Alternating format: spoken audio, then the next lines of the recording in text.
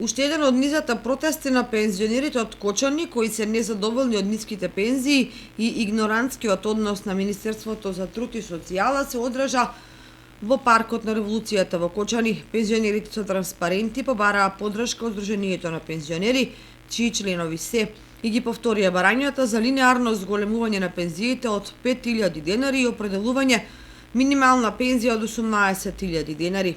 Верувам дека полека сите ќе сватат дека ова е навистина борба за достоен живот на пензионерите кои навистина има мака, има проблем да врзат крај со крај во месецот.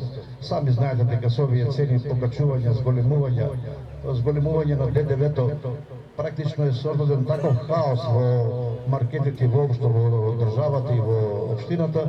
Луѓето не знаат во маркетот што е што, кој производ колку чини и верувам дека и по тој основ се губат многу средства што можеби на некој му е и крајна цел.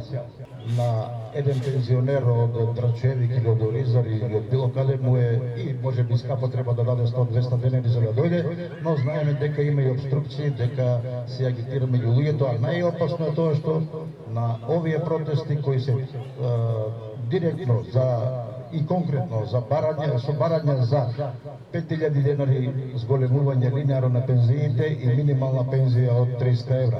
На таквите протести им се дава политичка димензија.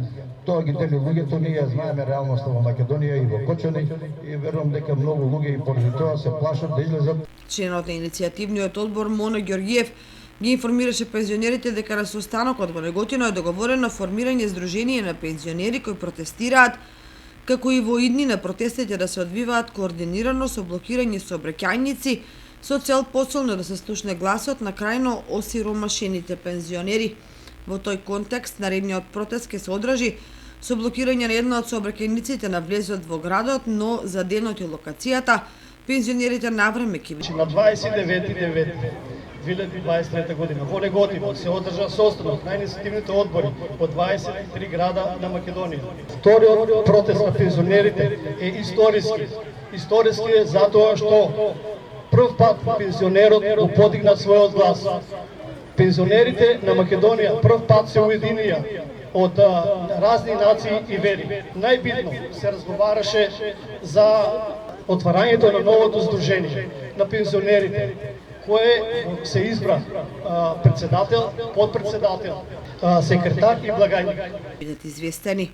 Покрај тоа беше прочитан дел од колумната на некогашниот директор на НИП Нова Македонија, Панде Колемишевски, кој жестоко ја критикува актуелната власт, обвинувајќи ја дека бесрамно ги излажала граѓаните од третото доба. Пензионерите јавно ставија до знаење дека протестите не се политички. Ако не им верува власта, нека им ги исполни барањата и ќе се увери дека повеќе нема да има протести. Сите ние доваѓаме тука ради заштита на нашиот стандард. Не доваѓаме да бистреме политика. Нашето време на политика завршено. Меѓутоа, знам дека една работа сите не мачи. Сите ние, пензионерите, во просек од 2 до 3 и повеќе илјади денара даваме само за здравје заштитување, односно за лекарства. Друга една работа, сега доваѓа грејна сезона. Да се запрашаме дали имаме сите дома дрво. Дали имаме сега да си ставиме земница дома со 12-13 илјади, не да напаѓаме некој. Ние не реков, не бистреме политика. Ние сме смртници обични. На крајот на протестот, пензионерите започнаа со потпишување петиција, која ќе се одбива и во наредните денови во паркот на Револуцијата, со цел да се види дека бројот на незадоволни пензионери е многу поголем од оној на протестите.